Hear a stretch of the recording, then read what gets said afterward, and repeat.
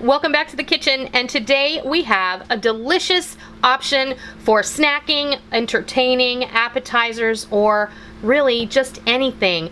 This is a delicious fresh garden vegetable and herb cheese spread that you can throw together in no time. It's going to last in your fridge a couple of weeks, and it's perfect for spreading on all those back to school sandwiches. Your kids are going to love it, and so are you. Let's go see how this all comes together.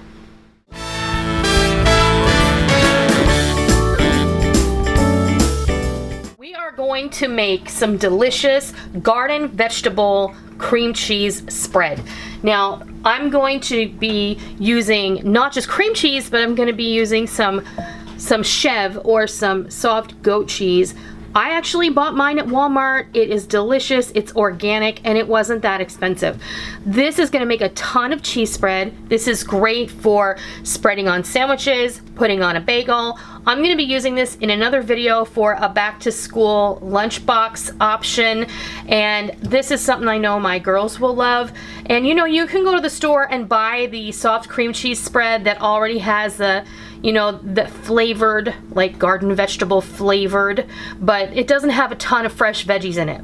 This is going to have a ton of fresh veggies and herbs and some spices, and it's going to be awesome.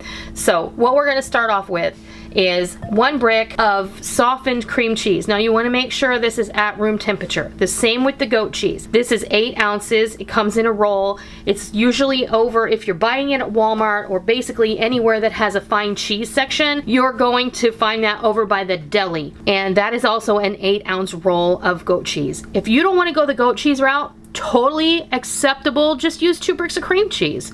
You decide. It's up to you.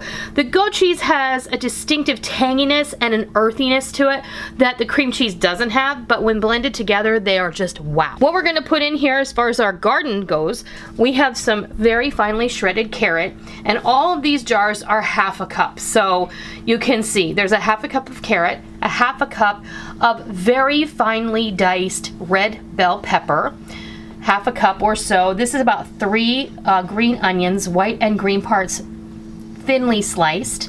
I have about 1/4 cup of freshly minced parsley, about a tablespoon or so. I bought one of those little plastic containers with fresh dill in it. I took it off the stem and chopped it up, and it ends up being about 1.5 tablespoons, so that's what we're rolling with today.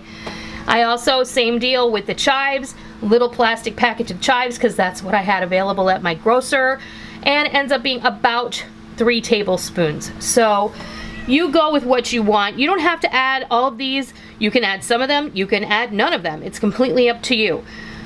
And as far as the fresh herbs go, if you don't have access to fresh herbs or don't want to spend the money on them, just go to your spice rack. But since I've used about 1/4 cup, fresh parsley, you're going to want to go ahead and use about a tablespoon of dried parsley. You always want to severely cut down when you're not using fresh herbs because the dried herbs are more intense in flavor, so keep that in mind. I'm also using a 1/2 teaspoon each salt, cracked black pepper, celery seed, and a whole teaspoon of dried minced garlic and dried flaked onion. So that's how it rolls right now. We are going to get our hand mixer, and we're going to beat the goat cheese and the cream cheese together.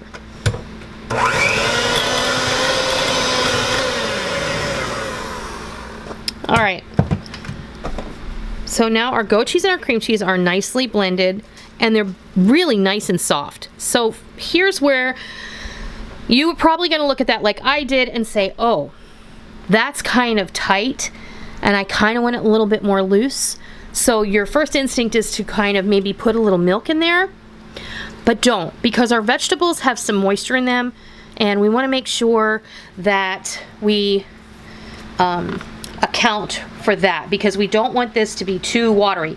In the end, when the veggies start to leach their moisture, you're going to be able to keep this in your fridge for, up to maybe 1.5 weeks before it starts to get yucky. So we're going to go ahead and toss our veggies in.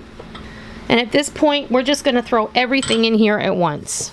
All of our herbs and our veggies, our dried spices, everything going together.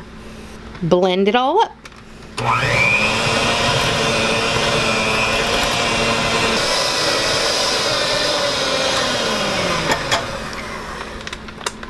And that's how hard that was. Now we're just gonna scrape it down. I'm gonna go ahead and put this in a container, but first, let's give it a taste.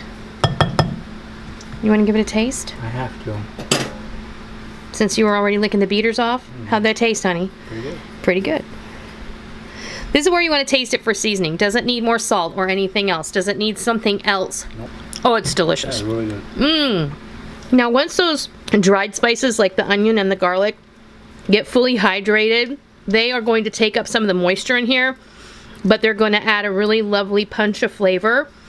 So you want to make this and have it sit in your fridge for at least an hour or so before you use it. I'm going to go ahead and put this out for you guys with some crackers so you can see what it looks like. So I'll be right back. Well, there you have it. I put out a little cheese and cracker tray for us. We're going to have this for lunch today, but don't let your imagination stop with cheese and crackers, because I'm going to be using this in a great back to school lunchbox treat. You can spread this on burgers, on chicken sandwiches. You can spread it on just about anything, really. You could put this wherever you want, and we're going to just give it a taste right now. It's super delicious, and like I said, you guys make this your own. You do not have to use goat cheese like I did. You can just use cream cheese, and it's going to be delicious. You want to have that? It's super delicious, guys. This is a great option for any time, but keep this in mind, especially for the holidays that are coming up in just a few short months, quicker than you might think. They're going to sneak up on you if you're not careful. It's a great thing to make and take as a hostess gift if you've been invited to a picnic, a potluck, a barbecue, or a cocktail party, or something like that. I bet it's even good on an apple slice. So that's it. That's how you make my garden, vegetable, and herb cream cheese spread. If you liked the video, please consider giving me a thumbs up. And if you're new to my kitchen, welcome. It's always a pleasure to welcome new friends in. Please be sure and hit the subscribe button.